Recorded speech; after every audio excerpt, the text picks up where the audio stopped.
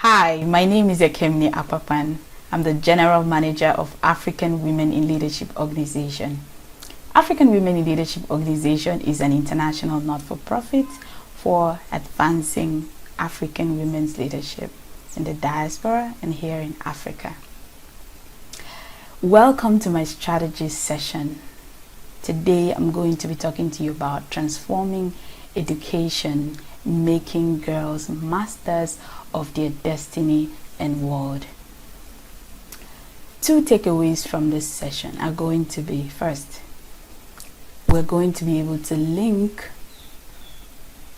poor life outcomes, poor female life outcomes, and education.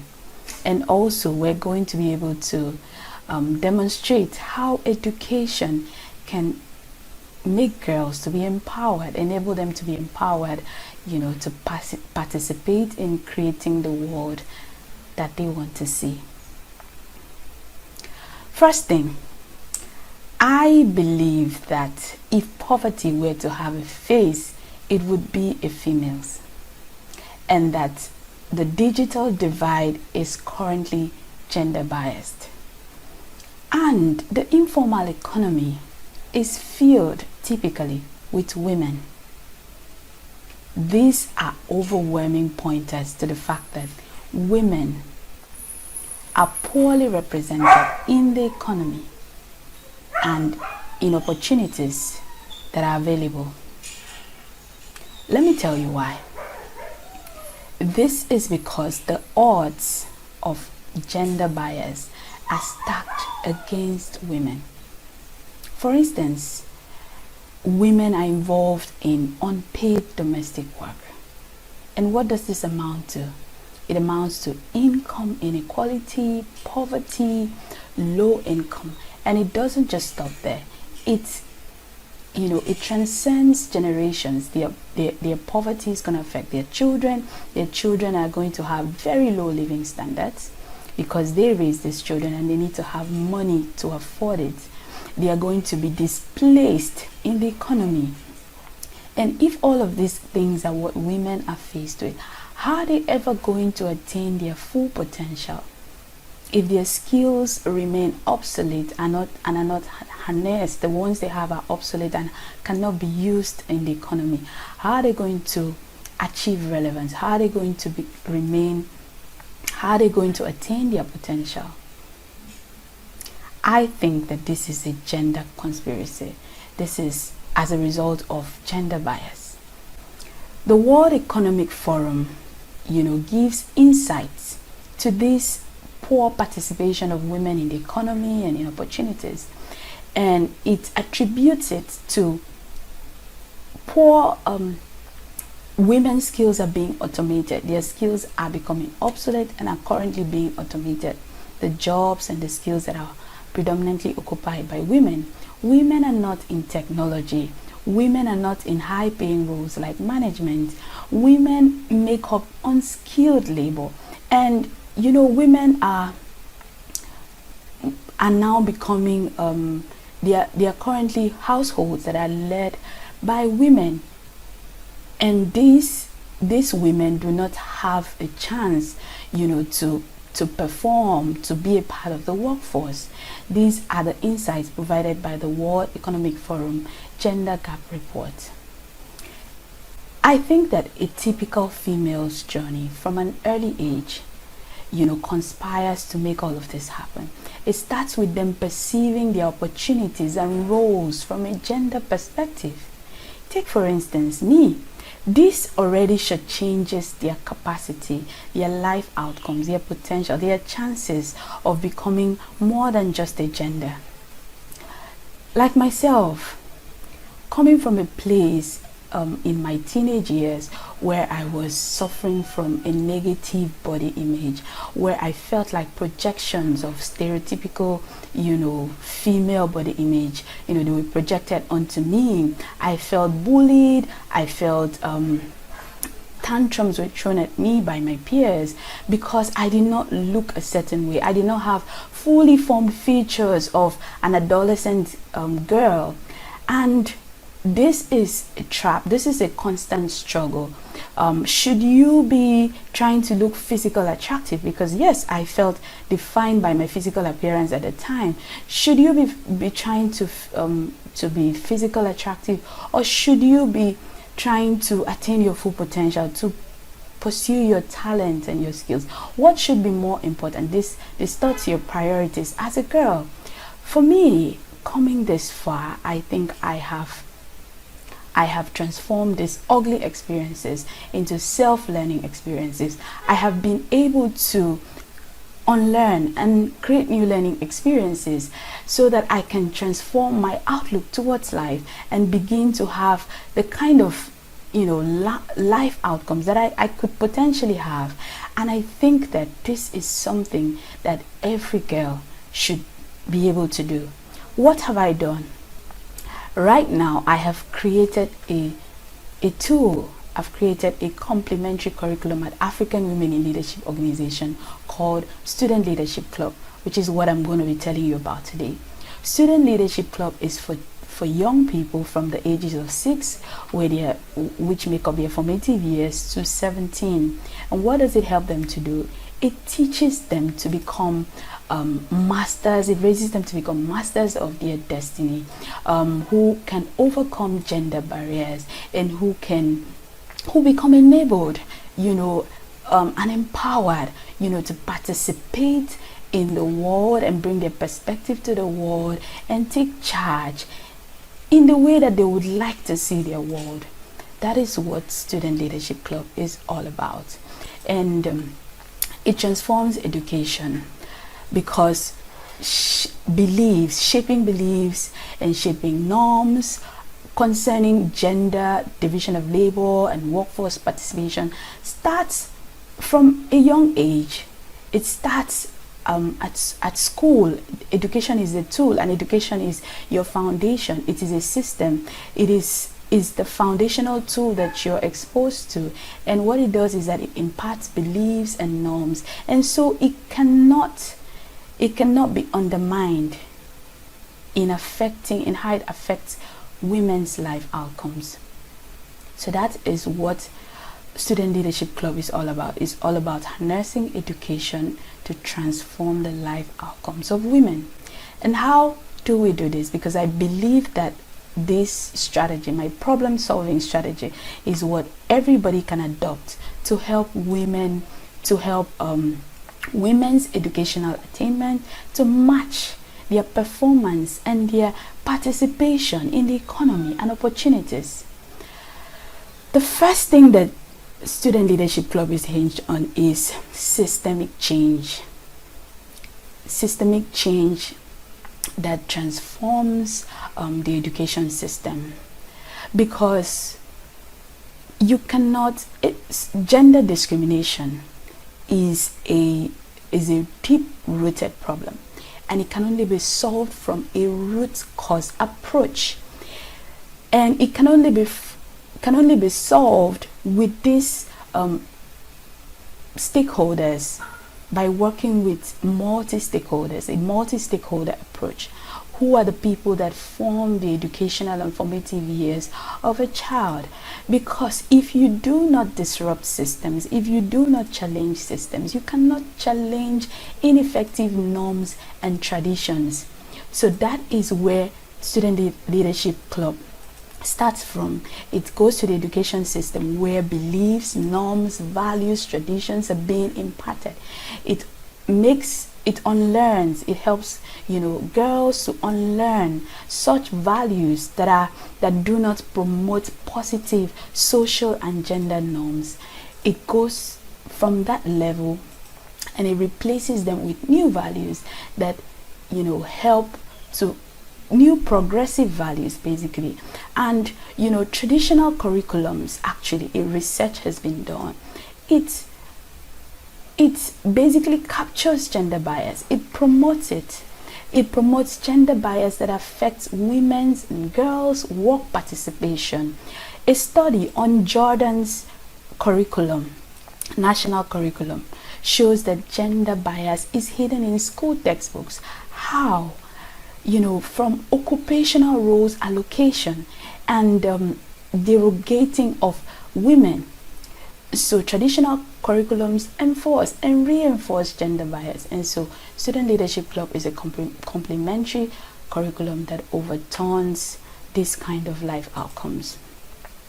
And working with parents and working with educational stakeholders, what it helps to do is that it makes it trickle, because we cannot work with only the participants. It's very easy. Most interventions are focused on participants, but they come from homes and families, and we have to find a way to incorporate them. So what Student Leadership Club does is that it works with the parents, it works with the teachers in activities that are done during the club meetings.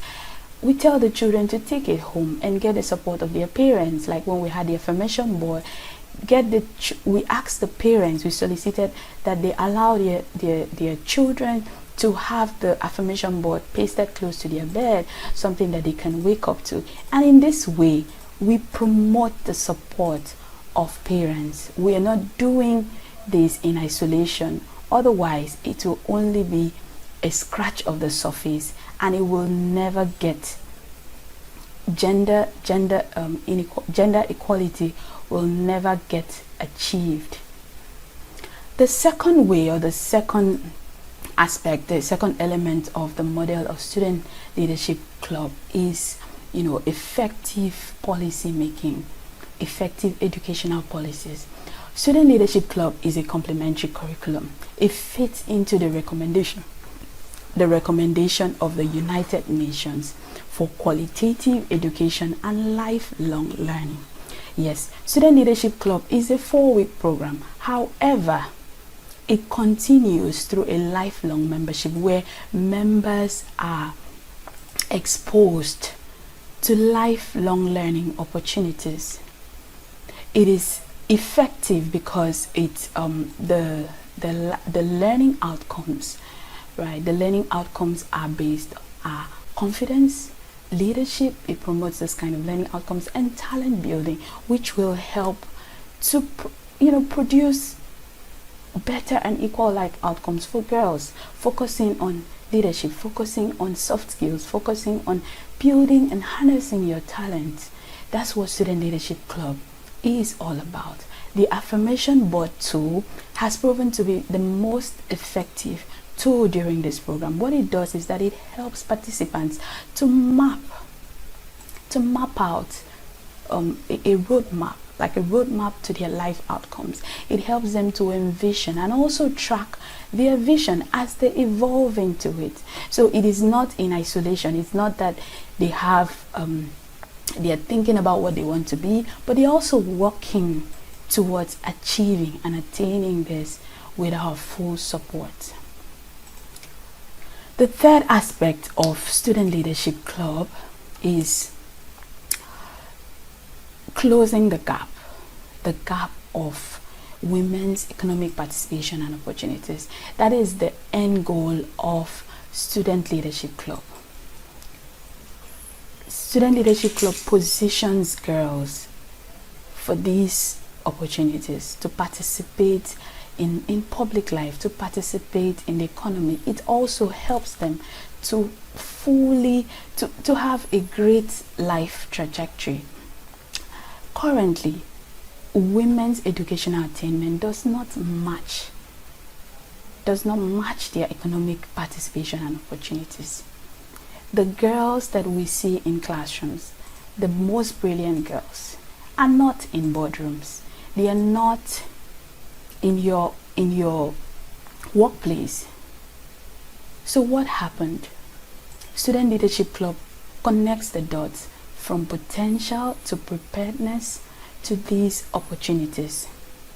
We do this through reskilling and lifelong learning, and some of our mechanisms have been upskilling, role modeling, peer mentorship, counseling, making these young people to be involved in community activities.